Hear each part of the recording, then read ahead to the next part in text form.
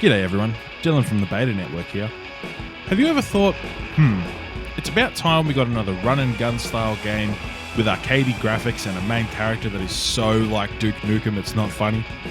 Well, if you have, then why don't you grab your shotgun and start running as we help you answer the question, should you play Serious Sam Siberian Mayhem?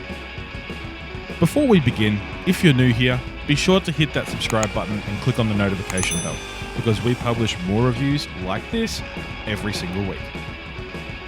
To be totally honest, there really isn't much at all to do with story. I mean, sure, you get a couple of tape recorders to listen to and some pamphlets to read, but it really doesn't explain what is going on or what has already happened. It just chucks you in the thick of it and goes, hey, good luck. Now I understand that it follows on from previous titles, however it is really easy for a newcomer to just stand there and be like, Right. Where are we going? telling a story through pamphlets and recorders is fine, if the player has the patience to stop blasting their way past enemies. I understand this is done for the fans of the franchise who love their lore. However, for newcomers, all it does is make the game tedious and confusing. Unfortunately, there is just not enough story content to really drive you forward, making the game feel increasingly dull and repetitive. Now, as for the gameplay, it has its good points and its not so good points. Firstly, I know exactly why this game is called Serious Sam, and it has nothing to do with the main character Sam Stone. It's because after dying for the 15th time, the only thing you can sit there and ask is, seriously, Sam? In all honesty, the controls actually feel pretty good. You may have to mess with the sensitivity, but once fixed, you'll be a god of chaos and mayhem in no time. However, it's incredibly easy to be overrun, which is why the grenade launcher and shotgun are definitely your friends. I mean, I like to call them Des and Troy, but you can call them whatever you want. The major downfall with the gameplay is the melee attack. You can only melee an enemy when the button prompt shows. This really messes with your timing, and means you have to wait for the enemy to get really close for the prompt to show. This is just a little ridiculous.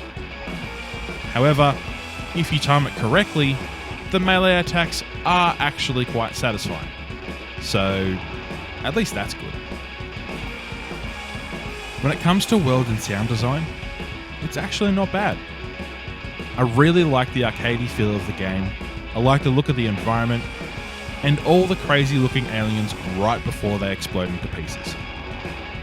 It's not breaking down walls, but it definitely achieves that arcadey style of game, and I am still yet to find any glitches. The music for me is another positive. There just isn't enough of it. Whenever you find yourself fighting enemies, the soundtrack cranks up and gets that blood pumping. However, when you have defeated all your enemies, it dies down straight away. Honestly, they should keep it going the whole time, so that you can storm through everyone and everything with you headbanging the whole time. So, should you play Serious Sam Siberian Mayhem? That would definitely depend. If you are a fan of the Serious Sam games, then sure.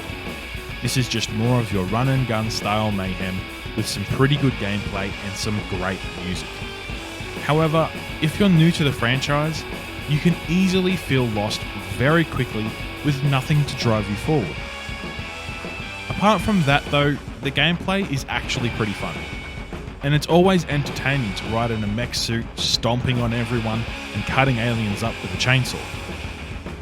So if you enjoy the run and gun style of game, sure, give it a go. However, if not, then it might be a good idea to give it a miss. All in all, definitely a solid game, especially considering it was made by a group of modders. Let us know your thoughts in the comments below. Do you agree with our review? What is your opinion on Serious Sam Siberian Mayhem?